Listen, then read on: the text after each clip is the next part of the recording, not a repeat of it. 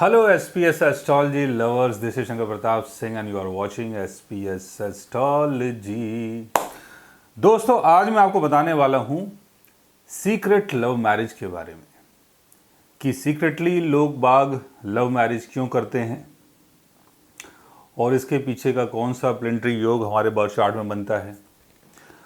और secret marriage करने की जो वजह है वो ये है कि कई बार इंसान पहले से ही मैरिड होता है तो दूसरी मैरिज को कैसे छुपाए या कैसे दिखाए, तो इसलिए कई बार सीक्रेट मैरिज हो जाती है। कई बार जो मैरिड पर्सन नहीं होते हैं, उनकी शादी नहीं हुई है, लेकिन पेरेंट्स को क्या बताएं या दूसरे लोगों को क्या बताएं, तो उसके चक्कर में कई बार सीक्रेट मैरिज हो जाती है। तो सीक्रेट मैरिज का मतलब ये हुआ कि शादी तो होगी, लेकिन जो आपका हस्बैंड है या जो आपकी वाइफ है वो समाज को वैसे नहीं दिखाई देंगे कि जैसे एक हस्बैंड वाइफ दिखाई देते हैं। हो सकता है ऐसा इंसान आपके सामने भी आ जाए कि कोई आपके नोन है और उन्होंने जिससे शादी की हुई है, सीक्रेट मैरिज की हुई है, वो आपके सामने भी आ गए, आपके साथ बात भी कर रहे हैं, खाना पीना भी खा रहे हैं, लेकिन आपको पता नहीं कि दोनों हस्बैंड वाइफ हैं।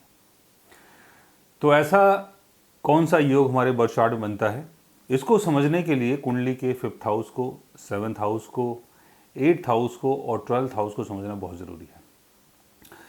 बिकॉज 5th हाउस का संबंध है लव अफेयर से, 7th हाउस यानी मैरिज, 8th हाउस यानी सीक्रेट, 12th हाउस यानी सीक्रेट यानी छुपी हुई चीज़ें।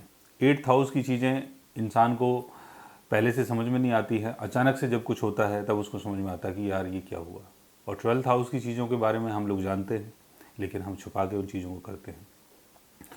तो 5th हाउस का लॉर्ड और 7th हाउस का लॉर्ड अगर 8th हाउस में प्लेस्ड होते हैं एक साथ, 5th हाउस और 7th हाउस के लॉर्ड्स अगर एक साथ 8th हाउस में आते हैं, तब सीक्रेट लव मैरिज का योग बन जाता है। 8th हाउस का लॉर्ड 7th हाउस के लॉर्ड के साथ अगर 5th हाउस में उसकी प्लेसमेंट होती है, तब भी सीक्रेट मैरिज का योग बन जाता है।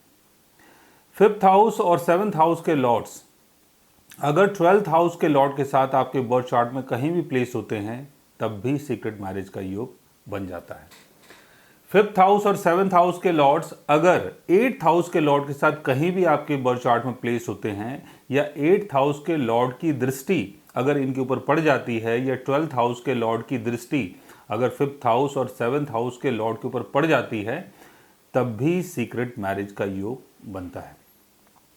8th हाउस और 12th हाउस के लॉर्ड्स अगर 5th हाउस और 7th हाउस को देख लेते हैं, और 5th हाउस और 7th हाउस के लॉर्ड्स अगर 8th हाउस और 12th हाउस के लॉर्ड्स के साथ कहीं प्लेस्ड होते हैं, तब भी सीक्रेट मैरिज का योग आपके बर्थ चार्ट में बन जाता है। वीनस की प्लेसमेंट या जुपिटर की प्लेसमेंट अगर 8th हाउस या 12th हाउस में होती है, तब भी कई बार सीक्रेट मैरिज का योग आपके बर्थ चार्ट में बन जाता है। राहु की प्लेसमेंट अगर लियो साइन में 8th हाउस में या 12th हाउस में हो, तब भी सीक्रेट मैरिज का योग बन जाता है। राहु की प्लेसमेंट अगर लिब्रा साइन में हो और लिब्रा साइन आपके 8th हाउस या 12th हाउस में आता हो, तब भी आपके बर्थ चार्ट में सीक्रेट मैरिज का योग बन जाता है। तो ऐसे बहुत सारे योग हमारे बर्थ चार्ट में होते हैं, जैसे 12th हाउस का लॉर्ड अगर 7th हाउस में है और 5th हाउस के लॉर्ड के साथ प्लेस्ड है, तब भी सीक्रेट मैरिज का योग बनता है। 12th हाउस का लॉर्ड 5th हाउस में प्लेस्ड है, या 8th हाउस का लॉर्ड 5th हाउस में प्लेस्ड है और 7th हाउस का लॉर्ड अगर वहाँ पर प्लेस्ड होता है, तब भी सीक्रेट मैरिज का योग बन जाता है। और केतु की प्लेसमेंट अगर लियो साइन में हो, 8th हाउस में हो, 12th हाउस में हो, तब भी सीक्रेट मैरिज का योग बन जाता है। केतु की प्लेसमेंट अगर लिब्रा साइन में हो, 8th हाउस में हो, 12th हाउस में हो, तब भी सीक्रेट मैरिज का योग बन जाता है। तो ऐसे बहुत सारे योग हमारे लग्न चार्ट में, हमारे मून चार्ट में, हमारे चलित चार्ट में बन सकते हैं। और जब ये योग बनते हैं तो कई बार जीवन में ऐसे हालात से आपको गुजरना पड़ता है कि जहाँ पर आपको सीक्रेट मैरिज करनी पड़े। कई बार ऐसा योग हमारे D9 चार्ट में भी बन जाता है। D9 चार्ट में भी अगर ऐसी प्लेसमेंट होती है और अगर आपकी सीक्रेट मैरिज हुई है और किसी चार्ट में अगर आपको नहीं दिखाई दे रहा है, तो D9 चार्ट को भी एक बार आप चेक करें। तो इस तरीके से आप प्रॉपर तरीके से समझ पाएंगे कि सीक्रेट मैरिज का योग हमारे बर्थ चार्ट में कब और कैसे बनता है, और जब जब उन ग्रहों की दशा चलती है तब तब ये सारी चीज़ें हो जाती हैं। और सीक्रेट मैरिज का मतलब ये होता है कि शादी तो होगी, रिलेशन तो होगा, लेकिन दुनिया को उस चीज़ के बारे में पता नहीं चलता है। और बात करें अगर रेमेडी की, तो सीक्रेट मैरिज तो इंसान अपने मन से करता है। तो इसकी क्या रेमेडी?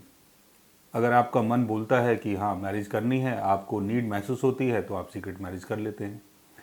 बहुत सारे ऐसे लोग हैं और कई तो ऐसी फैमिलीज़ हैं कि जहाँ पर हस्बैंड जो है वो अपनी फैमिली के साथ रह रहा है और कोई फीमेल है वो अपनी फैमिली के साथ रह रही है, दोनों अलग अलग रह रहे हैं, दोनों की अलग अलग फैमिली है, लेकिन वो दोनों अलग से सीक्रेट मैरिज करके बैठे हुए हैं और दोनों की फैमिली को बिल्कुल नहीं पता।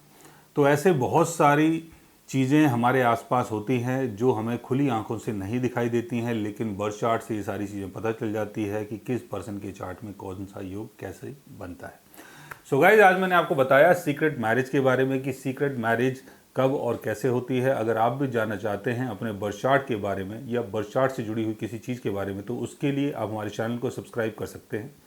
और अगर आप हमसे बात करना चाहें, कंसल्ट करना चाहें, पर्सनली हमसे मिलना चाहें, तो आप हमारी वेबसाइट के थ्रू, हमारे व्हाट्सएप के थ्रू हमसे मिल भी सकते हैं, बात भी कर सकते हैं।